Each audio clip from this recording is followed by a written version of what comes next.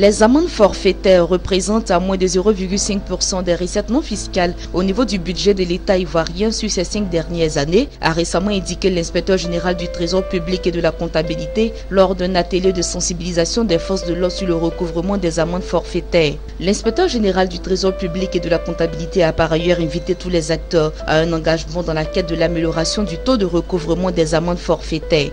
Le trésorier général Abidjan Sud a quant à lui relevé le niveau de recouvrement des recettes non fiscales durant ces 5 dernières années. Il ressort qu'en 2012, 63,9 millions de francs CFA ont été recueillis, soit 0,6% des recettes non fiscales. En 2013, il a été collecté plus de 130 millions de francs CFA, soit 0,11% des recettes non fiscales. En 2014, plus de 220 millions de francs CFA, soit 0,31%. En 2015, ce sont 186 millions de francs CFA, soit 0,12%. Et en 2016, 203 millions de francs CFA, soit 0,36%.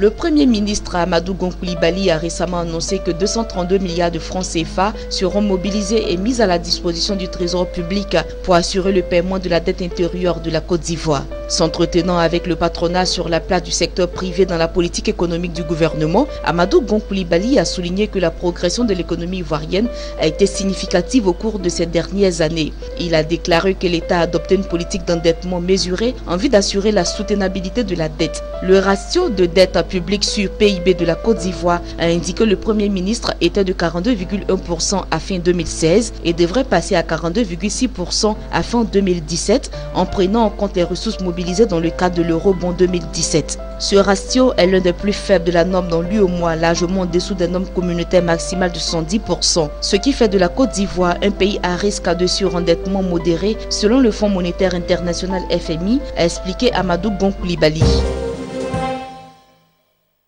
Après plusieurs mois de négociations avec les syndicats des fonctionnaires, le gouvernement ivoirien s'est engagé à payer 249 milliards de francs CFA, soit plus de 400 millions de dollars au titre des revendications d'arriérés faites par les employés du secteur public.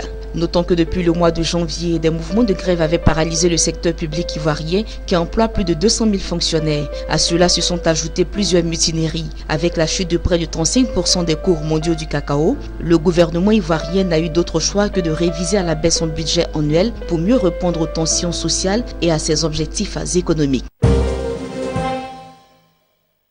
Le Millennium Challenge Corporation a annoncé à travers un communiqué avoir soumis au Congrès américain pour examen et considération une proposition de budget du programme Compact avec la Côte d'Ivoire s'élevant à 525 millions de dollars, soit environ 300 milliards de francs CFA. Ce programme concerne les domaines de l'éducation et du transport et devrait permettre de stimuler la croissance et le progrès économique, créant de nouvelles opportunités pour le peuple ivoirien, indique le communiqué. Toutefois, l'institution américaine précise qu'il reste encore beaucoup de travail accompli avant que le programme Compact entre le Millennium Challenge Corporation et le gouvernement ivoirien ne soit prêt à être examiné par son conseil d'administration.